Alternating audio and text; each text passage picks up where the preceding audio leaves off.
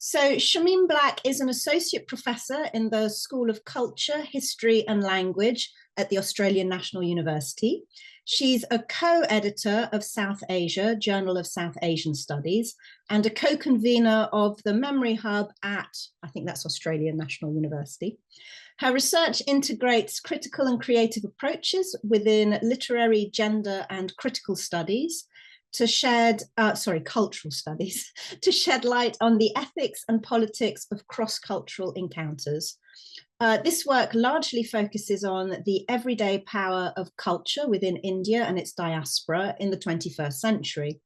Her work on yoga has appeared in South Asia Textual Practice, Contemporary South Asia Race and Yoga, and other publications, including the Routledge Handbook of Yoga and Meditation Studies, which Daniela mentioned yesterday.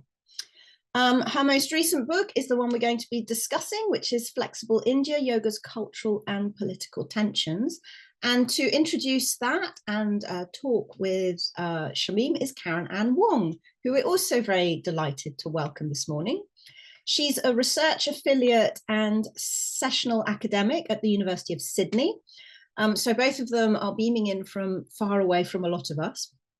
Her research interests include pedagogy, education, diversity, inclusion, disability, and practice-led research. She's published on critical theory and embodiment, particularly drawing on an in-depth ethnography she conducted with a children's yoga teacher. She's passionate about discussing big ideas with young people, and to this end, Karen has been teaching in higher education for nearly a decade and a half. She currently teaches in the Office of the Deputy Vice-Chancellor for Education, Enterprise and Engagement, engaging in interdisciplinary pedagogical practice.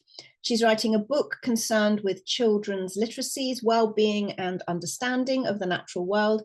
And she's also a mum of 2 small children. So thank you both for joining us. And over to you. Thank you so much.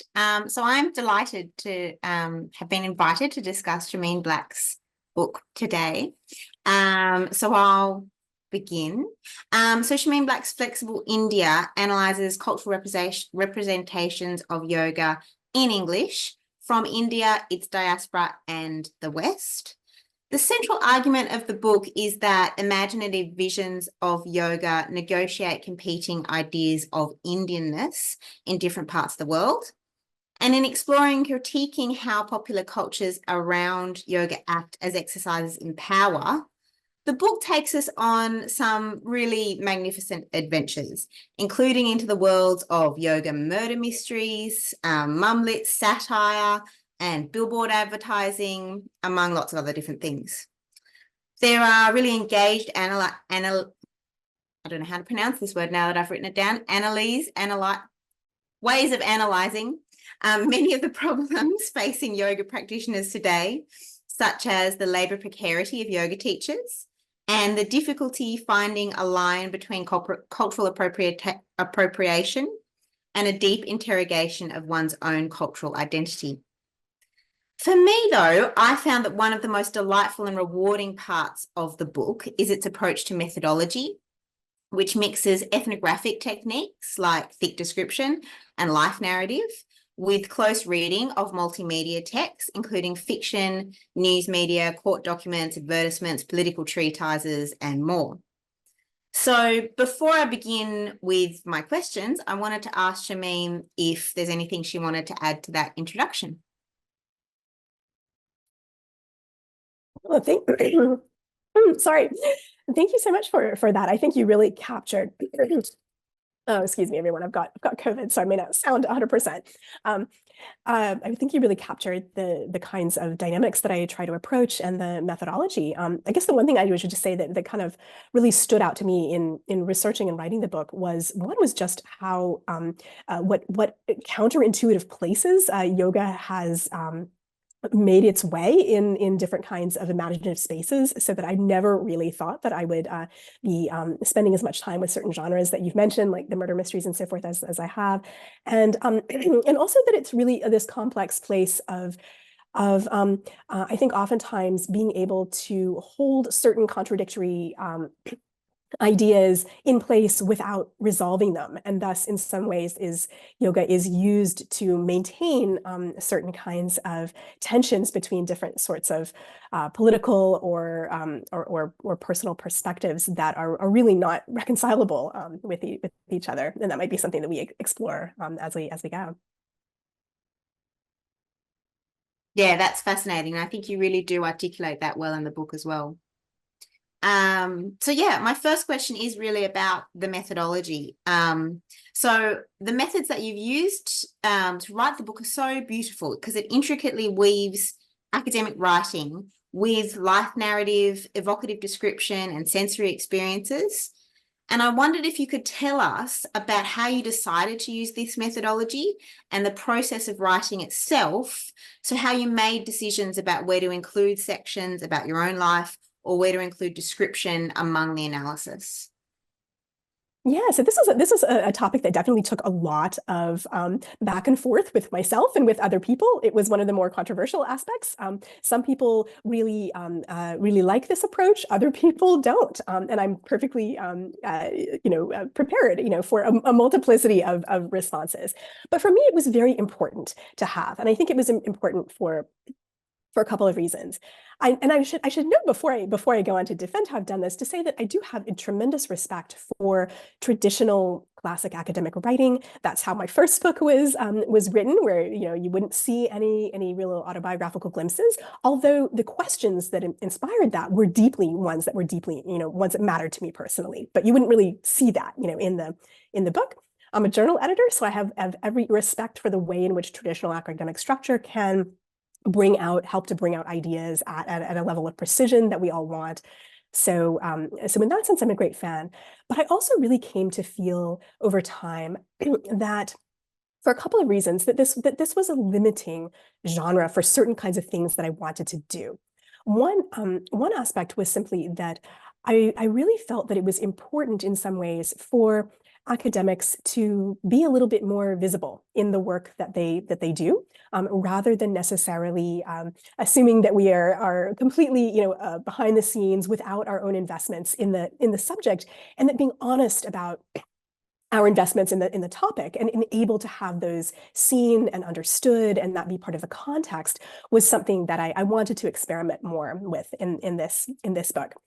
Another aspect of it that was also really important to me was that I have a really strong interest in thinking about different forms of inquiry, that the kinds of inquiry that have been prioritized through the classic Western university system and so forth are really, when you think in the big picture, are only some of the tools that we can use to think and investigate. And that's something that yoga, I think, has a tremendous amount to offer, not just as an object of inquiry, but as a generative source for how we can go about inquiring. So I wanted to kind of let the effects of a practice life in some sense come out, in the book, or to say, how do I think about literature or film or whatnot differently because of the kinds of practices that I've undertaken there, and what does that not mean? And so that's something that I think was definitely a real factor in trying to make this part of the book. And then, of course, the how of it is very difficult to negotiate. Should these sections be completely separate from the academic parts? Or should they be interwoven? Should they be? I've tried different ways. Again, I found that some people like it one way, other people like it other ways.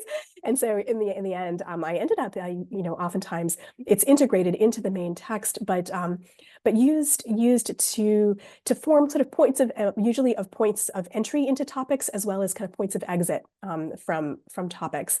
And I decided that might be the right balance to give the kind of visibility that I was seeking, while still allowing the analyses of the literature and film and so forth to be, really front and center there.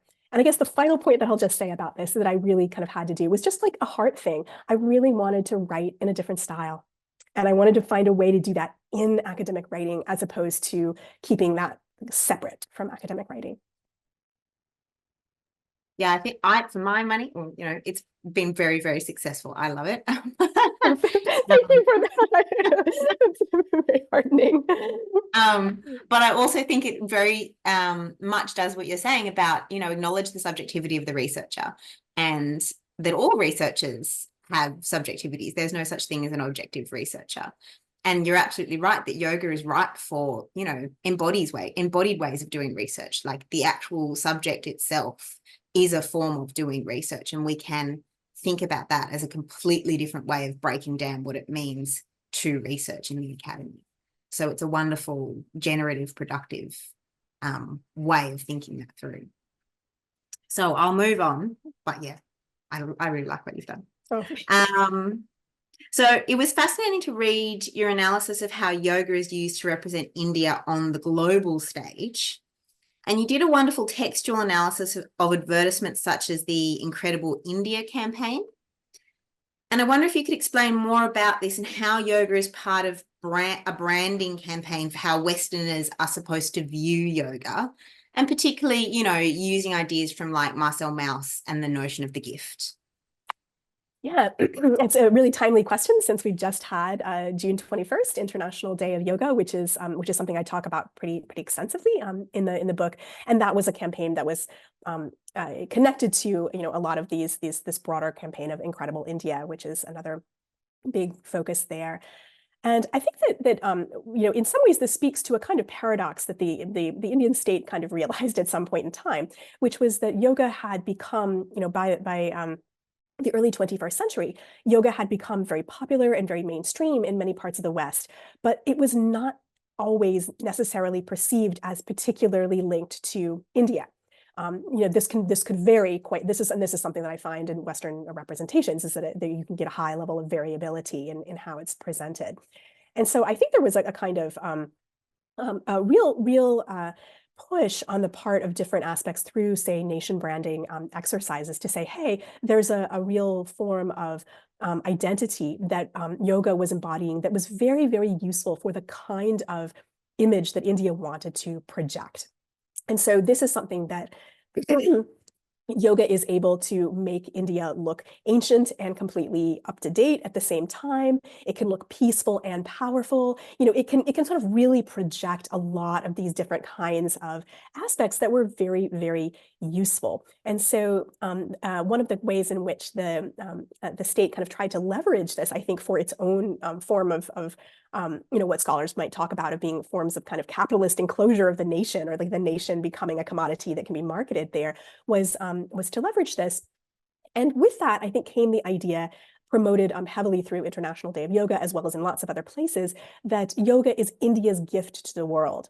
And I thought this was great because it really so beautifully exemplifies Marcel Mauss's point that when you give something away, actually what you're doing is claiming perpetual ownership over it.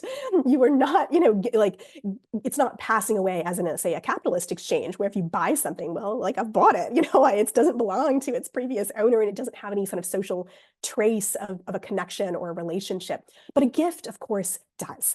A gift is something that will always tether you to that source. And so the very act of enthusiastically giving away yoga, I think, is really, the state's way of trying to reclaim it anxiously at a moment when it actually had gone away, in certain contexts in the West.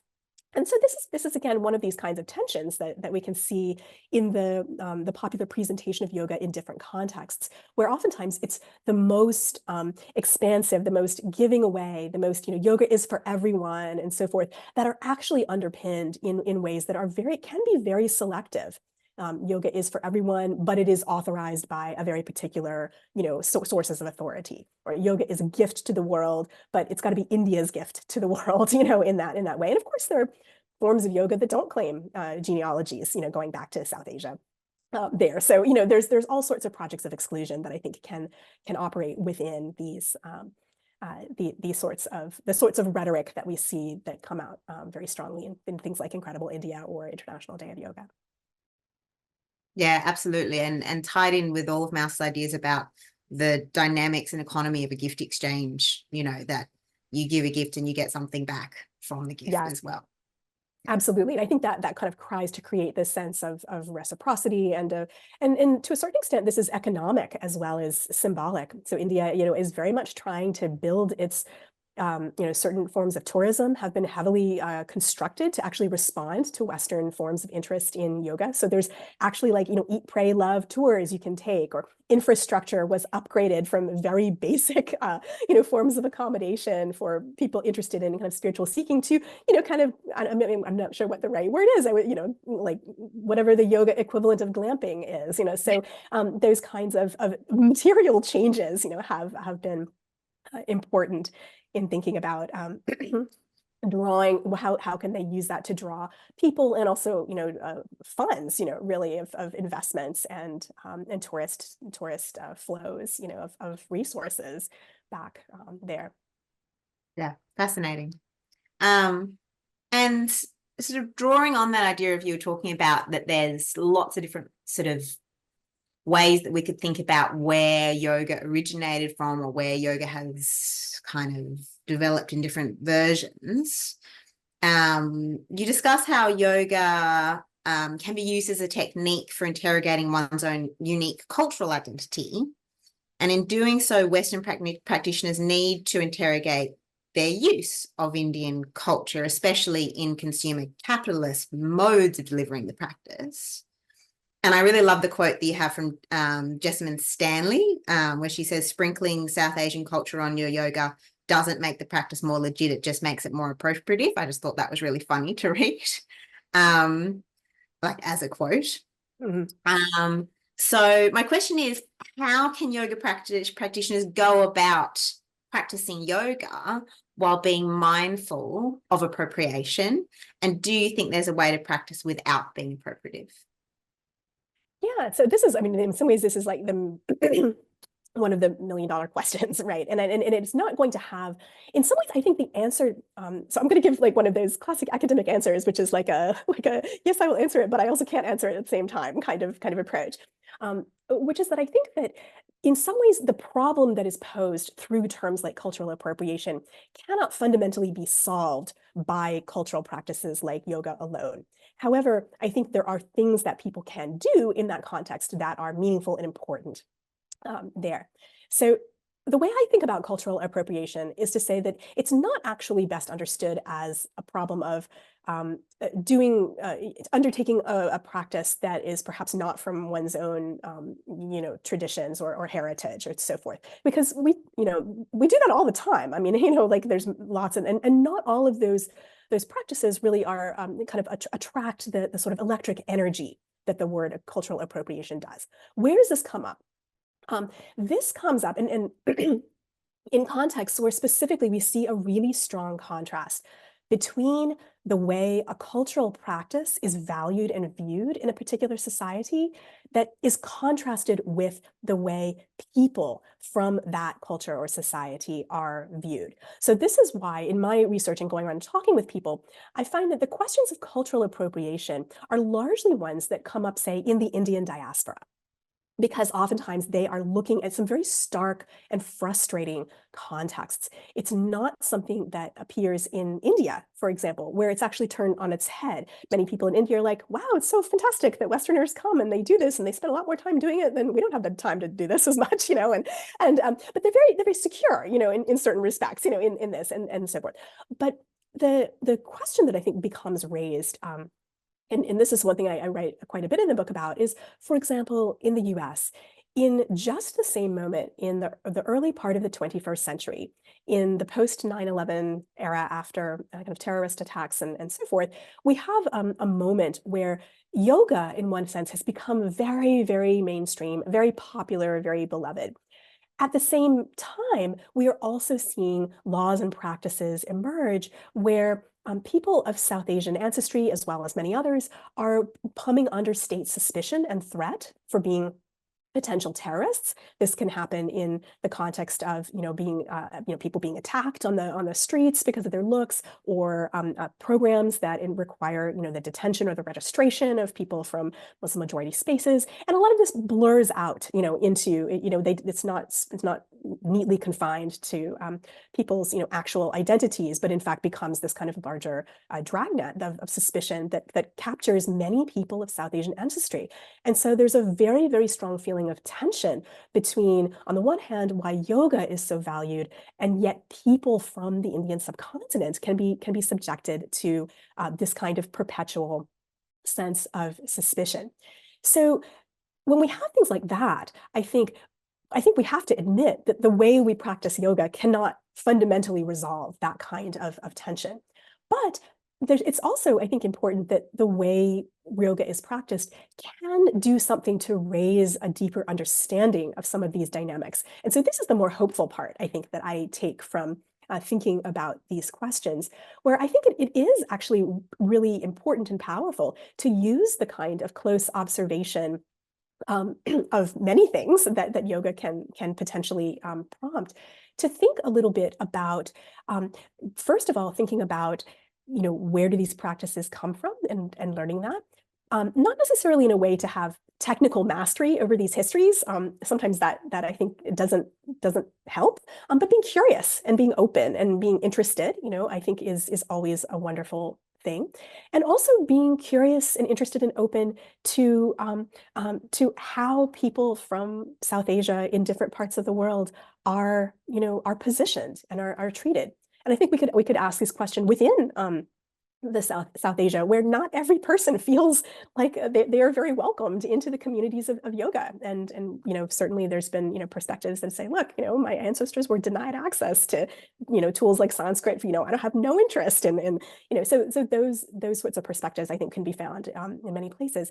But being again open to hearing those kinds of voices can be a powerful form of inquiry. And I think this is where yoga potentially can prompt us to think about, in some ways, about different layers of experience politically, as well as, in other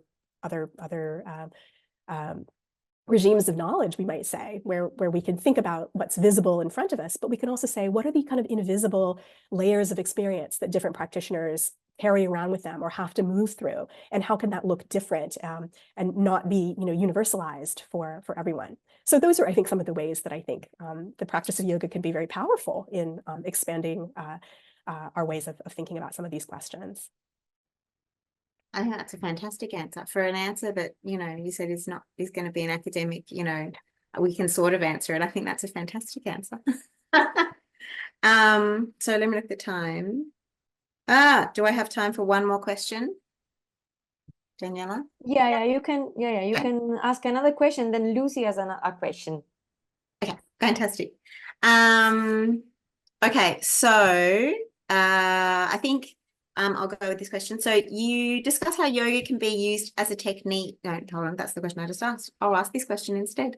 You draw on work from Andrea Jain and Sarah Sharma, among others, to explain how yoga can be used in many kinds of contexts to sort of what we would think of as like dampen revolutionary feelings and make people more tolerant of the oppressions and injustices in their lives. And one section in which you explore that in depth is in discussing labour precarity for yoga teachers in a gig economy. And you also had a really wonderful extended metaphor of the mixed feelings you had while buying and wearing a Lululemon jumper, and how that, we can imagine that as like the jumper being the metaphor for how we all concurrently exist within, while also critiquing the logics of cultural capitalism. And when you were discussing this, you framed it within a understanding of your own labour as an academic, because at the time you were on research, you were doing research, so you were thinking about it through that lens. And it really struck me as someone who, I taught yoga for years as part of my research, but I'm also in the generation of academics who's labouring as part of the gig academy, that the labour precarity of academics is also similarly clouded by these tools that are meant to dampen any dissatisfaction or protest that we might have with our labour conditions. So could you expand more upon your analysis of labour precarity in yoga or the yoga industry? And did you see any similar parallels with academia? Yeah, I think that's a great question that really does bring out some very important parallels. And so one of the things that I look at in this oftentimes comes out of fiction that I'm looking at, where one of the big themes in yoga focused novels that I looked at was how many of them were about labor precarity. They were really focused on how difficult it is to maintain a living as a yoga teacher, the various ways in which capitalist practices have to be negotiated, the kinds of problems that are in some ways of kind of almost sort of like a service economy that can be presented, as well as kind of studio economies that create all sorts of hierarchies and expectations about the endless availability of people's labor, and not just their teaching labor, but also their labor as having to perform the transformative effects of a life of yoga. That a yoga teacher is not supposed to ever get angry, and they're always supposed to be living on a higher level of experience. And this is something that gets satirized very, very strongly in some of the film and the fiction that I look at as a way to critique. This is a really unrealistic expectation, and actually becomes this form of unpaid labor that has to constantly is never enough, can never be done. You can never turn off from in any way. And I think that academic work is very similar in some respects, in that or maybe to back up to yoga for one moment to say how I see this applying to the academic world, is that the yoga is oftentimes seen as the response to people's precarious conditions, as in you do yoga because you feel stressed out, because you have, we have precarious employment. That would be one way to think about it. But this is produced by teachers who oftentimes are themselves in precarious employment. So the very structure is reliant on that.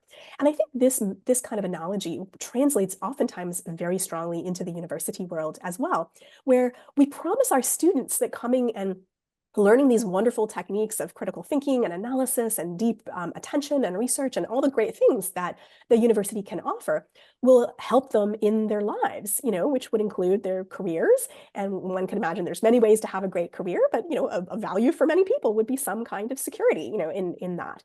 So those sort of promises are made, and yet a lot of the teaching instructors who are precisely kind of offering this are working themselves on these kinds of relatively short-term contracts or very unstable working conditions, and they're sort of meant to accept this because they love it. There's some kind of qualitative, emotional labor, and I think that we all can love these things, but that doesn't mean that we shouldn't be paid for them, in this, and have that work recognized as actual labor. And I think this is a tension that we see in many kind of aspects of the yoga community, where how to find that balance, how to be able to say it can't, at a certain point in time, things can't only be about this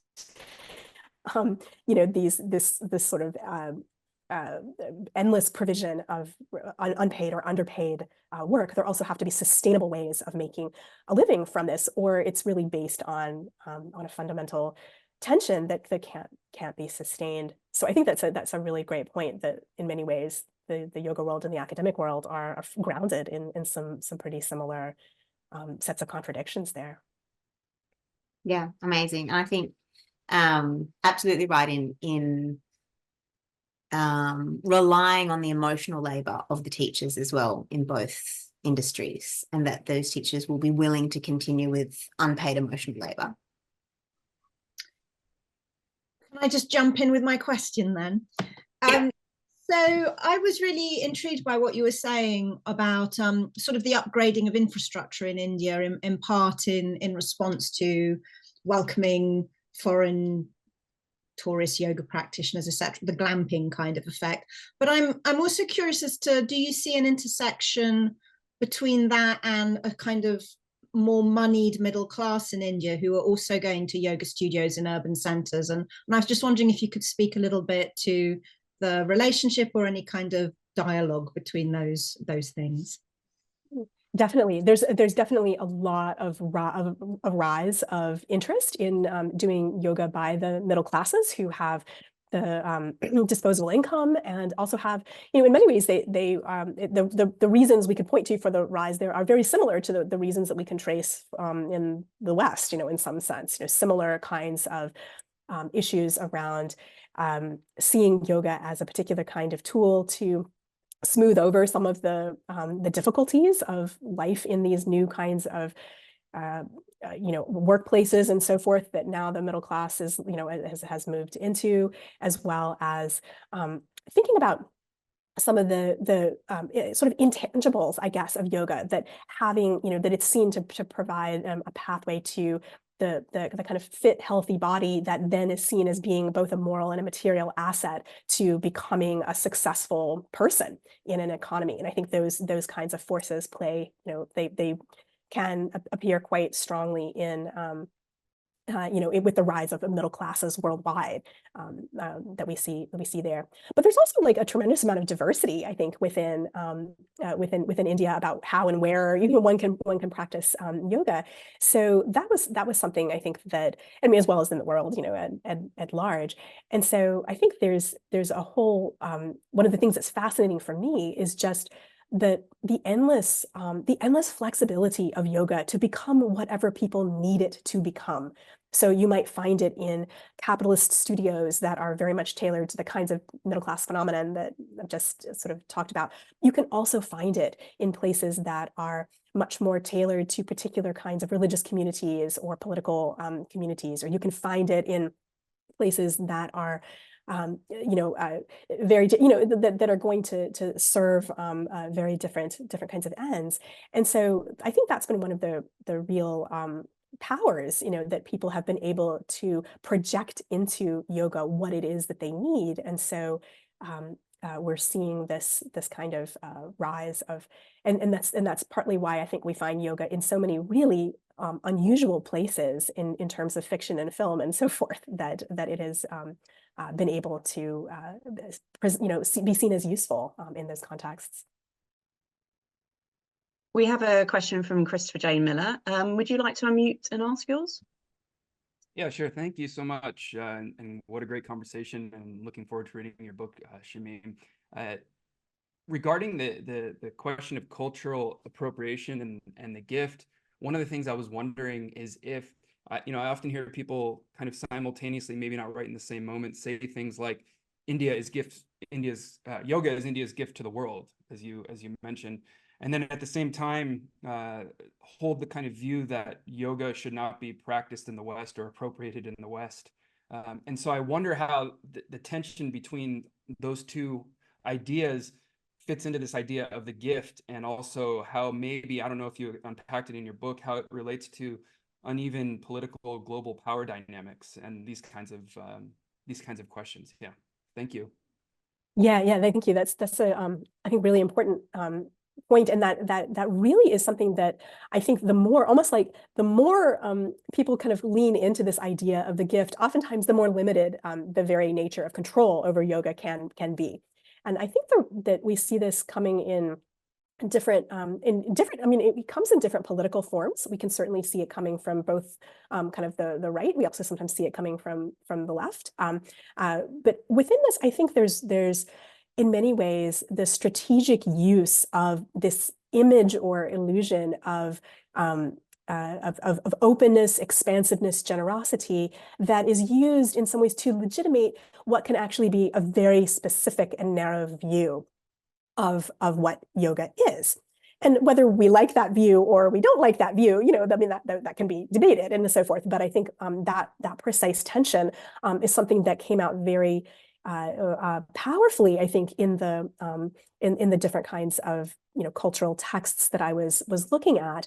And it seems to me that, I mean, this is one of the reasons I think that we see especially in a kind of globalized conversation, it's, I think one idea may be that there's this idea that by using this kind of expansive language of universal access to yoga and so forth, by acknowledging that kind of frees people up to be quite limiting or exclusionary about what yoga actually means for them in their particular view. And so in that sense, it's not so much like what looks like a contradiction actually turns out to be like a very useful partnership from the point of view of people who are engaging in this kind of rhetoric with that particular kind of tension wrapped around it. Okay, so we've got 2 more questions that's come in, but not too much time, so let's see if we can squeeze them in. So Vishal, would you like to ask yours? Hi, Shameem. I've just been sat on a teacher training, and the subject as part of the course, a unit was part on cultural appropriation. And one of the responses was cultural appreciation. And it felt like almost students are compelled to appreciate a culture, whether they want to or not. Seems somewhat of a contrived response.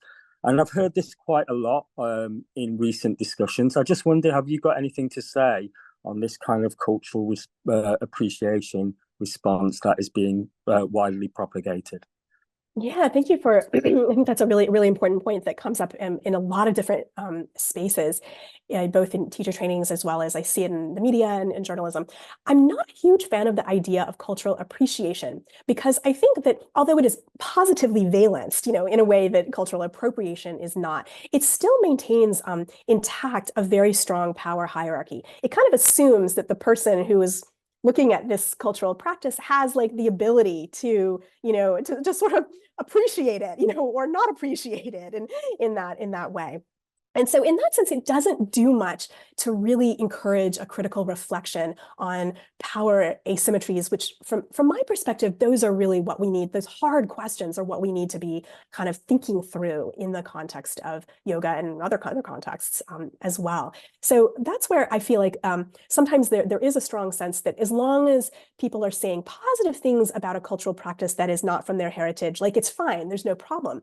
But that's where we can go back to classics like Edward Said's Orientalism or whatnot, where he'd say that's the foundation of Orientalism. Many positive things were said about